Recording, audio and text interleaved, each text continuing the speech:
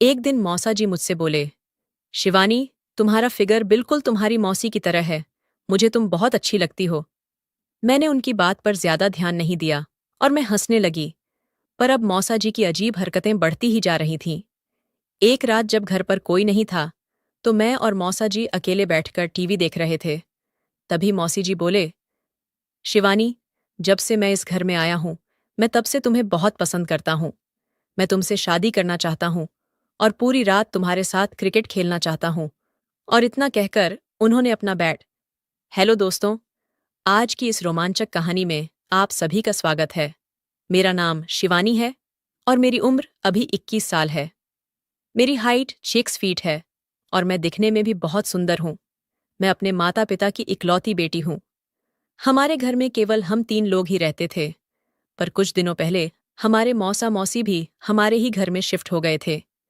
उनके शिफ्ट होने के बाद से हमारे घर में 5 लोग हो गए थे। मेरे मौसा जी की उम्र ज्यादा नहीं है, क्योंकि मौसी जी की शादी छोटी उम्र में ही हो गई थी। मौसा जी की उम्र करीब 35 साल होगी और वो दिखने में भी बहुत सीधे लगते थे। लेकिन धीरे धीरे मुझे समझ में आ रहा था कि मौसा जी बस दिखने में ही सीधे लगते हैं। वो हर वक्त मुझे अजीब नजरों से देखते थे। मैं जब भी उनसे बात करने बैठती थी, वो मेरे उभारों की तरफ देखते रहते थे। एक बार वो मुझसे बोले, शिवानी, तुम भी अपनी मौसी की तरह ही बहुत सुंदर हो। तुम्हारा फिगर भी उन्हीं के जैसा है।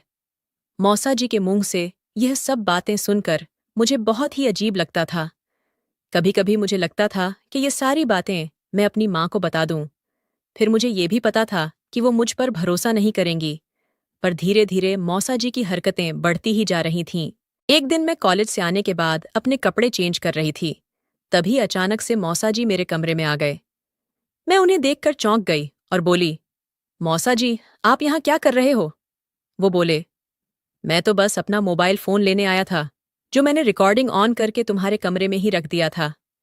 उन्होंने अपने मोबाइल में मेरी कई सारी वीडियोस दिखाईं और बोले, अगर तुम चाहती हो कि मैं यह सारी वीडियो तुम्हारे दोस्तों को ना दिखाऊं, तो अब से तुम वही करोगी जो मैं चाहता हूं। मेरे पैरों तले जमीन निकल चुकी थी, पर अब मेरे पास और कोई रास्ता नहीं था। मैं वही करती थी जो मौसा जी मुझसे करने के लिए कहते थे। वो आधी रात को मेरे कमरे में आ जाते थे और मेरे साथ क्रिकेट खेलते थे।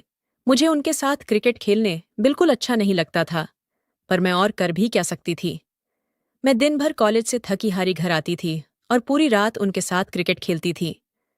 मैं पूरे दिन परेशान रहती थी, पर जब मैं अपने दोस्तों के बीच रहती थी तो मुझे थोड़ा सा सुकून रहता था। मैं उस वक्त बीए थर्ड ईयर की पढ़ाई कर रही थी। मैं अपने कॉलेज की सबसे खूबसूरत लड़की थी और इस बात पर मुझे कॉलेज में अवार्ड भी मिला था। मेरी सुंदरता की वजह से मैं अपने पूरे कॉलेज में प्रसिद्ध थी। लड़के मुझसे बात करने की कोशिश किया करते थे। मुझे हर दिन 3-4 लड़के प्रपोज करते थे, पर मैं सबको मना कर दिया करती थी। एक दिन मेरी बेस्ट फ्रेंड ने मुझसे पूछा, शिवानी, तुम हर किसी का प्रस्ताव क्यों ठुकरा देती हो? तुम किसी को हाँ क्यों नहीं बोलती हो? तुम्हें तो रोज ही इतने प्रपोज आते हैं, और एक तरफ मैं हूं जिसे कोई भी लड़का पसंद नहीं करता है। मैंने उससे कहा, मैं एक ऐसे लड़के को हाँ कहूंगी जो सिर्फ मेरी खूबसूरती देखकर नहीं, बल्कि मेरा दिल देखकर मुझे प्रपोज करेगा। एक दिन की बात है, मैं अपने कॉलेज जल्दी पहुंच गई। अभी कॉलेज खुला भी नहीं था, इसलिए मैं कैंटीन में बैठकर वेट करने लगी। तभी मेरे सामने वाली टेबल पर एक हैंडसम सा लड़का आकर बैठ गया और उसने 2 प्लेट नाश्ता ऑर्डर किया। वह देखने में बहुत खूबसूरत था और उसकी पर्सनैलिटी भी बहुत अच्छी थी। मैं तो बस उसे ही देख रही थी और सोच रही थी कि कोई लड़का इतना हैंडसम कैसे हो सकता है। इसकी गर्लफ्रेंड कितनी ज्यादा लकी होगी। तभी मैंने ध्यान दिया कि वो अकेला ही आया है, पर उसने 2 प्लेट नाश्ता ऑर्डर किया है। मुझे लगा शायद कोई और भी आ रहा होगा, पर ऐसा नहीं था। जैसे ही उसका नाश्ता आया, वो मेरी तरफ देखकर हंसने लगा और मुझे नाश्ता करने के लिए अपनी टेबल पर बुलाने लगा। पहले तो मुझे कुछ अजीब सा लगा, फिर मैंने सोचा कि चलो कोई बात नहीं, अभी मेरे साथ भी मेरा कोई दोस्त नहीं है, तो उसी के पास बैठकर थोड़ा टाइम पास कर लेती हूँ। मैं उसके पास जाकर बैठ गई और उससे पूछा, तुम्हारा नाम क्या है? वो बोला, मेरा नाम शिवम है और मैं तुम्हें काफी दिनों से नोटिस कर रहा हूं, तो सोचा आज बात ही कर लेता हूं। फिर उसने मुझे नाश्ता करने के लिए कहा। हम दोनों ने बातें करते हुए नाश्ता किया। तभी वो बोला, मुझे तुमसे बात करके बहुत अच्छा लगा। क्या तुम मुझे अपना नंबर दे सकती हो? फिर हम दोनों और भी बातें कर सकते हैं। मैंने कहा, हाँ, बिल्कुल दे सकती हूँ। मैं खूबसूरत लड़कों को अपना नंबर देने से मना नहीं करती। और इतना सुनकर वह हंसने लगा। धीरे धीरे समय गुजरता गया। मैं और शिवम रोज बातें करने लगे थे और कभी कभी तो हम दोनों पूरी रात बात किया करते थे। मुझे भी उससे बातें करके बहुत अच्छा लगता था, पर दूसरी तरफ मौसा जी मेरे साथ अलग तरह से जुल्म करते थे। उनको अभी तक पता नहीं था कि मेरी जिंदगी में कोई लड़का आ चुका है, नहीं तो वो मेरा जो हाल करते वो मैं कभी सोच भी नहीं सकती थी। एक रात की बात है, मैं और शिवम बातें कर रहे थे, तभी शिवम बोला, शिवानी, मुझे तुमसे कुछ जरूरी बात करनी है। मैंने कहा, हाँ बोलो ना, क्या बात है? वो बोला, शिवानी, मैं तुमसे बहुत प्यार करने लगा हूँ। मुझे तुमसे बात करने की आदत सी हो गई है और अब मैं तुम्हारे बिना नहीं रह सकता हूँ। क्या कल तुम मेरे साथ डेट पर चलना चाहोगी? मैं यह सुनकर बहुत खुश थी, क्योंकि शिवम ऐसा पहला लड़का था जो बस मेरी खूबसूरती देखकर मेरे प्यार में नहीं पड़ा था। उसने पहले मुझे जानने की कोशिश की, उसके बाद मुझसे प्यार का इजहार किया था। एक दिन मैंने शिवम को अपने घर चाय पर बुलाया। मैंने मम्मी से कहा, यह मेरा बेस्ट फ्रेंड है और आपसे मिलने आया है। मम्मी भी उसके साथ खूब देर तक बातें करती रहीं। तभी बाहर से मौसा जी आ गए और शिवम को देखकर चौंक गए। उन्होंने मुझसे पूछा, शिवानी, ये लड़का कौन है? मैं उनका ये सवाल सुनकर बहुत डर गई थी। मैंने घबराते हुए कहा, मौसा जी, ये मेरा दोस्त है और मम्मी से मिलने आया है। वो मुझे देखकर गुस्सा करने लगे और वहां से चले गए। मौसा जी को यह बिल्कुल भी पसंद नहीं था कि मेरी जिंदगी में कोई लड़का आ जाए। मम्मी ने शिवम को खाना खिलाया, खूब सारी बातें की और फिर उसको घर भेज दिया। मम्मी को शिवम बहुत पसंद आया था और मैं ये देखकर बहुत ही ज्यादा खुश थी। जब रात को मैं अपने कमरे में सोने जा रही थी, तभी मैंने देखा कि मौसा जी मेरे कमरे में बैठकर मेरा इंतजार कर रहे हैं। उनको देखकर मैं थोड़ा डर गई थी। फिर उन्होंने मुझसे दरवाजा बंद करने के लिए कहा और पूछने लगे, तुम्हारा उस लड़के के साथ क्या रिश्ता है? मैंने कहा, शिवम मेरा अच्छा फ्रेंड है। जैसा आप सोच रहे हैं वैसा कुछ भी नहीं है। मौसा जी मुझे आंखें दिखाते हुए बोले, अगर मुझे कुछ भी गलत लगा तो देख लेना, तुम्हारे लिए बिल्कुल भी अच्छा नहीं होगा। मुझे धमकी देकर मौसा जी कमरे से बाहर निकल गए। मैंने मौसा जी की हरकतों के बारे में आज तक कभी किसी को कुछ नहीं बताया था, क्योंकि मुझे पता था कोई मुझ पर भरोसा नहीं करेगा। पर अब मैं शिवम से कुछ भी नहीं छुपाना चाहती थी। वो एक बहुत ही अच्छा लड़का है और मैं नहीं चाहती थी कि मैं उसको किसी तरह के धोखे में रखूं। यही सब सोचकर मैंने अगले दिन शिवम को सारी बातें बता दीं। शिवम ये सब सुनकर बहुत गुस्से में आ गया था।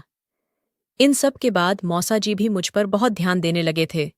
मैं कितने बजे कहाँ जाती हूँ और किससे मिलती हूँ, वह इन सब बातों पर नजर रखने लगे थे। एक बार जब मैं कॉलेज से वापस आई तो मैंने देखा कि मौसा जी सोफे पर बैठकर मुझे घूर रहे हैं। उनका ऐसा रूप देखकर मुझे अचानक से घबराहट हो गई और मैं उचक उचक के चलकर अपने कमरे में चली गई। मुझको इस तरह से चलता हुआ देखकर मौसा जी को लगा कि मैं कुछ गड़बड़ करके आई हूं। जैसे ही मैं अपने कमरे में पहुंची, उसके 5 मिनट बाद मौसा जी मेरे कमरे में आ गए। मैंने देखा कि मौसा जी आज बहुत गुस्से में हैं। मैंने उनसे पूछा, मौसा जी, क्या हो गया है? वो बोले, तुम इस तरह से क्यों चल रही हो, जैसे कि तुम किसी और के साथ क्रिकेट खेल कर आई हो? तुम्हें पता है ना कि मुझे यह सब नहीं पसंद है। क्या तुम चाहती हो कि मैं वो सारे वीडियो तुम्हारे दोस्तों को दिखा दूं? मैं समझ गई थी कि इस स्थिति को मुझे अपने हिसाब से ही हैंडल करना होगा। मैंने सोचा कि क्यों ना मौसा जी को भी दीवाना बना दूं, तो फिर यह मुझे इस तरह से ब्लैकमेल करना बंद कर देंगे। मैंने उन्हें जोर से अपने गले लगा लिया और फिर मेरा और मौसा जी का भी सिलसिला शुरू हो गया था। मुझे जब भी मौका मिलता था, मैं मौसा जी के सामने कुछ न कुछ नाटक करने लगती थी, ताकि उनको लगे कि मैं कुछ गड़बड़ करके आई हूं। एक दिन मैंने डिसाइड किया कि मैं इस सिलसिले को दूसरे लेवल तक ले जाऊंगी। एक दिन मौसा जी अकेले बैठकर टीवी देख रहे थे, तभी मैं सोफे पर जाकर लेट गई। मैंने ऊपर से रजाई ओढ़ रखी थी। मौसा जी भी उसी सोफे पर मेरे पैरों के पास बैठकर टीवी देख रहे थे। उनका पूरा ध्यान टीवी पर था। मैं उनका ध्यान अपने ऊपर लाना चाहती थी, इसीलिए मैंने कहा, मौसा जी, वैसे तो आप मुझे पूरे दिन घूरते रहते हो और अब जब मैं आपके सामने लेटी हुई हूं तब आप कुछ भी नहीं कर रहे हो। आज आपके अंदर का जानवर कहाँ चला गया? घर पर कोई नहीं है। मैंने दरवाजा भी बंद कर दिया है। तब भी आप मुझ पर नहीं टूट रहे। इतना सुनकर मौसा जी ने टीवी बंद किया। तभी उन्हें महसूस हुआ, यहाँ तो सच में कोई नहीं है। वह मुझसे कुछ कहना चाहते थे, लेकिन कह नहीं पा रहे थे। पर मुझे उनके अंदर की आवाज़ निकलवानी थी, क्योंकि मैंने मौसी जी और मम्मी को दूसरे कमरे में छुपा कर रखा था। मैंने उनसे कहा, मौसा जी, आप घबराओ मत। मैं किसी को कुछ नहीं बताऊंगी। आपको जो भी कहना है, आप मुझसे कह सकते हो। मौसा जी मुझसे बोले, जिस दिन से मैंने इस घर में कदम रखा है, तब से मैं तुमसे प्यार करता हूँ। मैं तुमसे शादी करना चाहता हूँ और रात भर तुम्हारे साथ क्रिकेट का खेल खेलना चाहता हूँ। मुझे पता है कि तुम्हें भी बैट बॉल का खेल बहुत ज्यादा पसंद है। मैं भी अपने बैट से तुम्हारी बॉल मारना चाहता हूँ। मैंने कहा, मौसा जी, अब आप देर क्यों कर रहे हो? जल्दी से आओ, क्रिकेट खेलने की तैयारी करते हैं। जैसे ही उन्होंने बैट बाहर निकाला, मैंने तुरंत उठकर कमरे की लाइट जला दी और चिल्ला चिल्ला कर मम्मी मौसी को बुला लिया। मैंने रंगे हाथों मौसा जी को पकड़वा दिया था। अगर मैं मम्मी मौसी को सबूत नहीं देती, तो मुझे पता था कि कोई भी मुझ पर भरोसा नहीं करता। मैंने मौसा जी की सच्चाई सबके सामने ला दी थी और यह सारा प्लान मैंने और शिवम ने मिलकर बनाया था। कमेंट करके ज़रूर बताइएगा कि आपको ये कहानी कैसी लगी। अगर आपको ये कहानी पसंद आई हो, तो इसे लाइक करें और अपने दोस्तों के साथ भी शेयर करें। आगे भी ऐसी रोमांचक कहानियों के लिए हमारे चैनल को सब्सक्राइब करें और बेल आइकन दबाना ना भूलें।